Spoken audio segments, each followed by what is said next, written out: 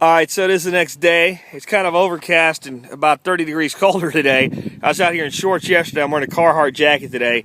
But before I started backfilling the dirt and doing a top layer, I want to give you a better view since last night it was dark when I finished up the last video series. You can see it looks like a lot of compost, but it's really not. It's just a standard size wheelbarrow. It wasn't even completely full. Again, a 20 foot by about 2.5 foot trench. That's not much. There's a lot of space in there that dirt's going to fill in. And now I'm going to get to work backfilling the native soil. So I'll check back with you guys in just a second when I get that done. Alright, so we're backing into the next stage, so to speak. It really isn't much to look at, but I think it's important that you see the construction from beginning to end. And you can see that basically I've just piled up all of the dirt that was off it back onto it. And you can see I did not get in there screening rock or nothing, but the big rocks I pulled out. If you use a hoe and you kind of hoe up the dirt as you shovel it, a lot of it comes to the surface. You can see there's some there. I'll pull some of those off. I have no desire to get every rock out of here or anything, just the big ones.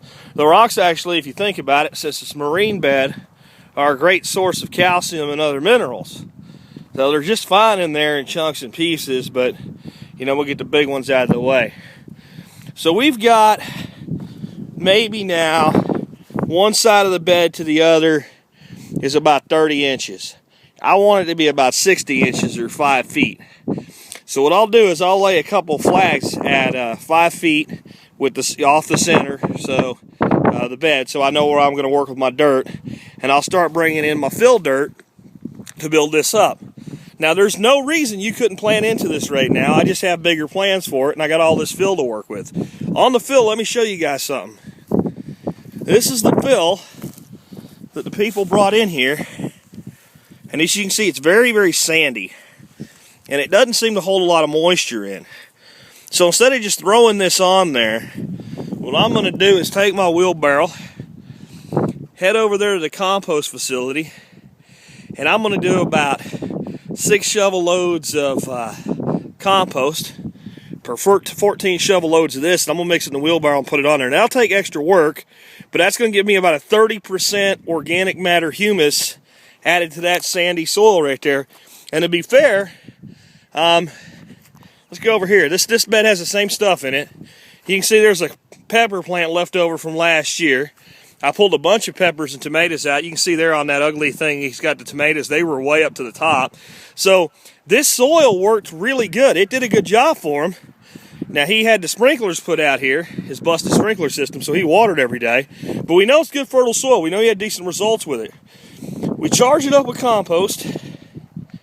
We put it on here, and this will be the first of many.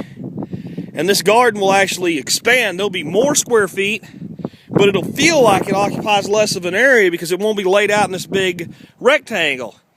When you think about the difference of what I'm doing here, I got a contour here that I'm following. It'll bend a little bit as it goes, and I'll pull 10 beds into a lot less distance that way, but they'll be a lot longer because they're running at an angle. Now, I chose this angle because that's how the water flows in the property. Well, this guy here, I'm not picking on him. I'm just saying this is what most people do. It's what I used to do. Why are these beds located in the positioning there? Why are they oriented long ways and on that angle? Because of that fence right there. That is the only reason those beds are oriented the way they are. And you have to ask yourself a question. Does it make sense that the best way to locate a garden bed for solar exposure, for wind breaks, for water harvesting, for any other reason you'd want to, does it make sense that it will always line up with a fence, or that more often than not, it won't line up with a fence? So we have to get off of the suburbanite square thinking if we're going to get into what nature does. Because what we've just basically done here is we've replicated what happens when a giant sequoia falls over in the forest and a light space opens and nature begins the rebuilding process. I'll continue on. I'll come back with another update. All right, so progress update. You can see kind of the size of the actual bed. You can see the flags I put out there just to keep myself from going too far or too little. And I said 5 feet, but I'm actually going 4'6". As I started building them, Basically what I said is I'm standing here and I'm not on the bed.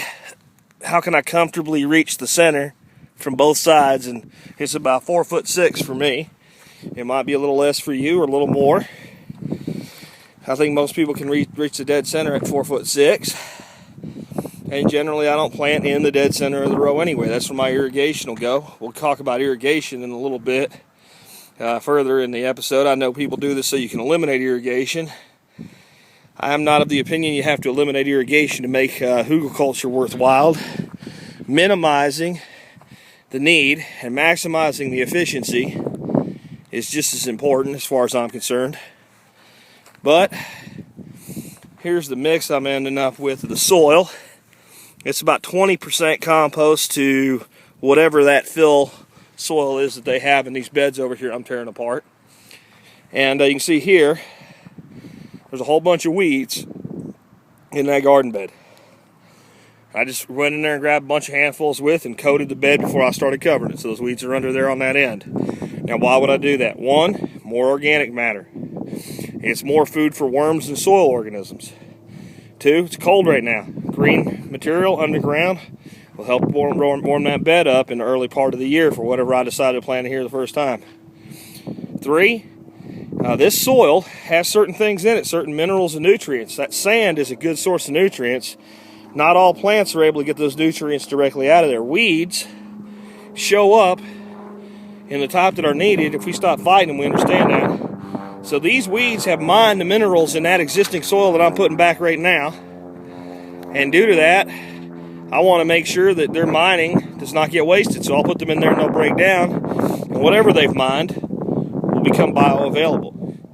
So I'll finish this off, and then once I get that done, I'm going to go ahead and put a layer about a ½ inch to an inch deep of compost on it. And depending on when or what I plant in it, I may go ahead and mulch it with some of the wood chips that are over there. One thing's changed on my ratios on the compost to soil. I decided this soil's actually pretty good stuff. So I did 5 shovelfuls of compost in the wheelbarrow and started mixing this in as I dig it out. I get about 20 shovelfuls to fill the wheelbarrow, and that means I end up with 5 to 20, or about 20% compost being mixed into this soil. Plus, of course, we'll have a layer on top, and the soil creatures will do all the tilling. I am not mixing this to be perfectly uniform. I'm just pushing it around a little bit with the shovel, and then I'm adding it onto the pile. I'll be back in a bit with another update.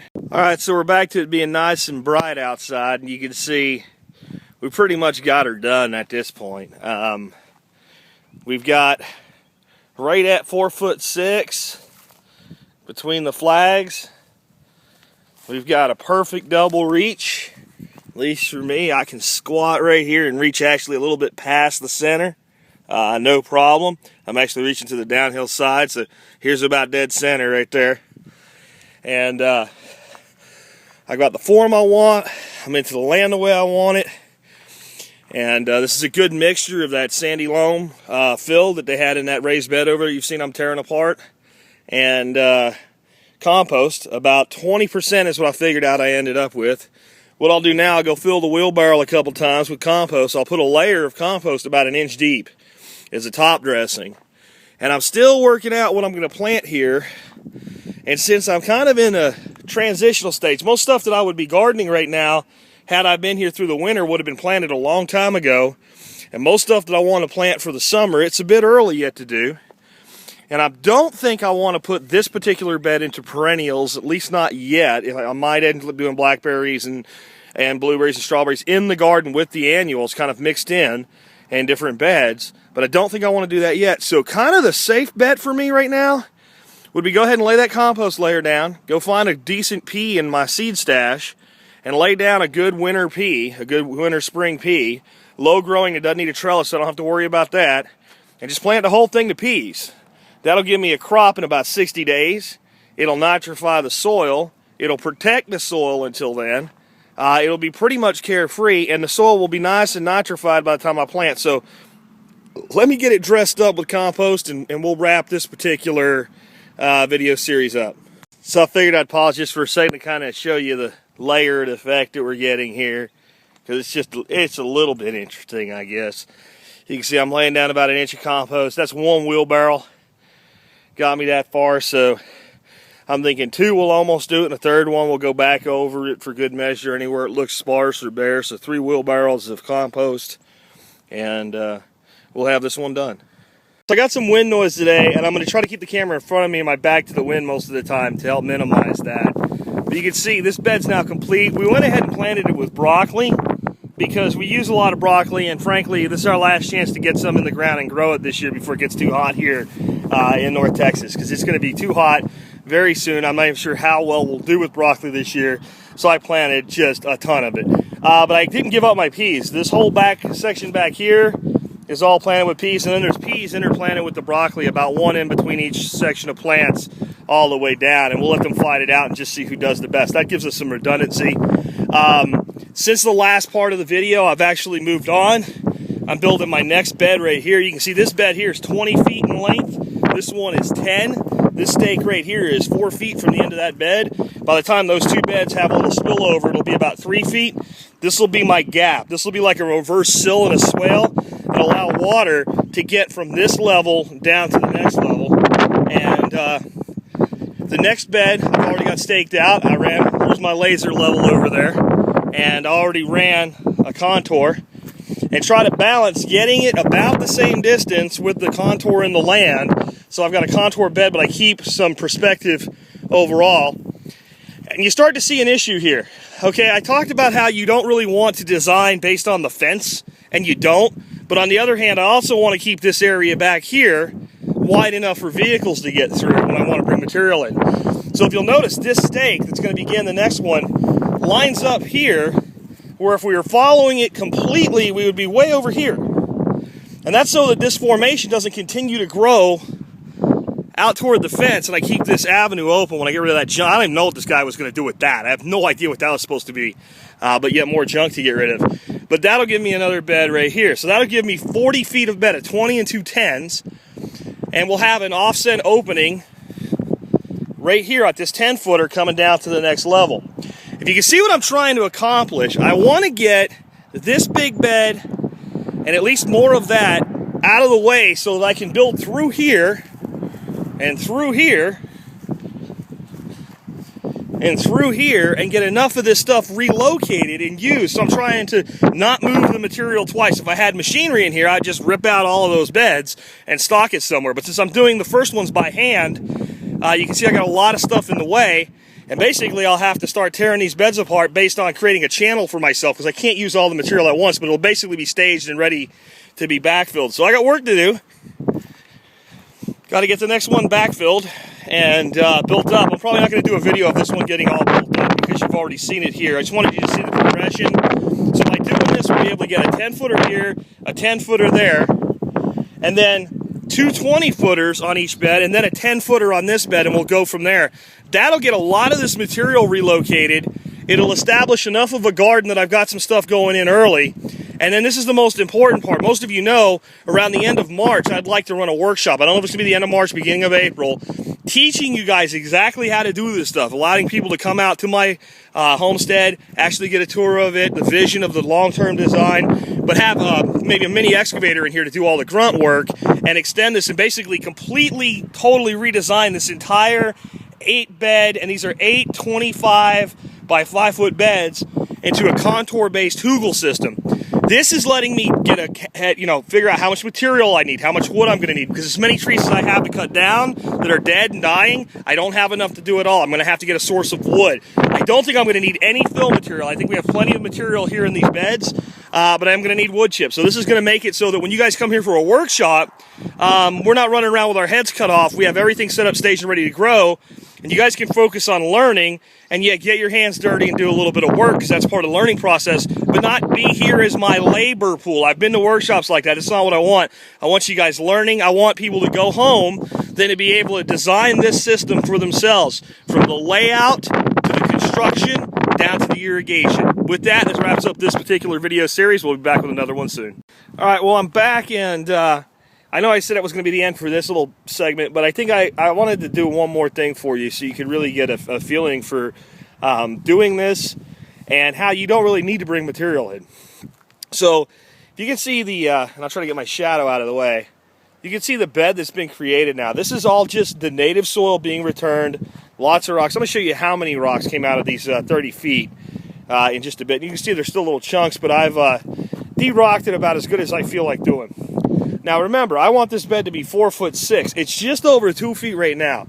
The stakes you're seeing, the 4 stakes, those take us out to 4'6". I just put those stakes there as guides. So when I'm filling, I end up with a mound of the right dimensions and something shaped like this. You can see the newly planted broccoli is just getting its butt kicked by this wind, but hey, that's part of the selection process. We'll see what makes it and what doesn't. So, what do you think about this? If I wanted this to be bigger, and if this was a little bit easier soil to work with, and I didn't have all this fill, well, I could have dug it out to the posts, right, or close to the posts, and put in more wood. That would have brought me more material up out of the ground. That would have enabled me to get something close to that without bringing in extra material. I am using compost in here. I'm not going to mix it anymore. A lot of people talk about working with nature. I like to let nature do the work when I can. And in this case, what I've been doing is once I get, a pretty good layer of this stuff on, I just put a thin layer of compost and another layer of this. The soil creatures will do the work. They'll till it perfectly. I don't know what the heck was wrong with me doing it in the first place. But I do want you to see some more that's at play here in the final design. When this is done, we'll have a distance from about where my foot is here at the edge of this bed over to this post, which will be the other edge of the bed, of about 3.5 feet. I will then come in here with a hoe, and I will remove about 1 inch of material in the front and about 1/2 inch in the back. So the whole thing is level. It'll be a level sink. So that the water won't just sit here, it'll drop into this area. I will then deep wood mulch the heck out of it, and I will allow the water, again, as you see how this bed ends here, and this stake is where the next bed in that line will pass, to pass through from one layer down to the next. Now, a lot of people wouldn't do a 3.5 foot path. They'd maybe take it down to 2 feet. It's less to maintain. What am I doing here that I'm making this much space in between the beds and I'm creating this fall? I'm basically turning this whole area, when I'm done, into one great big underground watershed. So that as these beds harvest water, as these swale-like features between them harvest water, as the opening sill-like features in between allows water to pass through, it won't just be water being held in the bed. It won't just be water being held in the wood underneath the bed and the depressions that's under there. This whole area, heavily mulched, completely managed and maintained and set up to harvest water, will become basically, as best I can make it, an underground shallow lake. That's what I'm trying to do here. And the beds holding up out of the ground will keep it from getting too wet. Now, I think I got more rock from the 10-foot bed than I did the 20, which is encouraging. I'll tell you why in a second. But here's the rock pile, and we're not sure what we're going to do with this yet. I have some ideas for some places that might need a lot of rough fill, and we could always use it for that later. But for now, we've kind of cast it off to the side. But what's encouraging, what's encouraging about more rock coming out of there than here? Well, I'm building that way and down. So that means if it's rockier here than here, hopefully when I get back to here. So my next 10-foot bed, again, between those two stakes, coming back, and then there'll be a 20-footer that way, and a 20-footer that way, and we'll keep going. And the whole thing will have kind of an oblong shape running off in the direction of those nets that you see over there and a little bit past it. And we'll actually fit more cultivation into the same space, but all of it will be water harvesting. And again, I want you to see the contrast of what I'm doing versus what most people do. I'm not putting down the people that did this, but you see that? Again, why are those beds set up in that direction? Because that fence is that way. That is this was the best spot they had for a garden, and they did a good job of selecting the site. But the only reason to put those beds oriented in that direction was that fence and that fence and that house, and they squared it on the square. Now, we have to ask ourselves, does nature work in straight lines? And the answer is no. This is what we're doing here. We're putting texture into the landscape. We're turning the whole thing into a watershed. And again, to give you the profile, to get to that, I have to bring the profile into the dimensions there in those stakes. Anyway, this will wrap this up, and I'll be back later with more.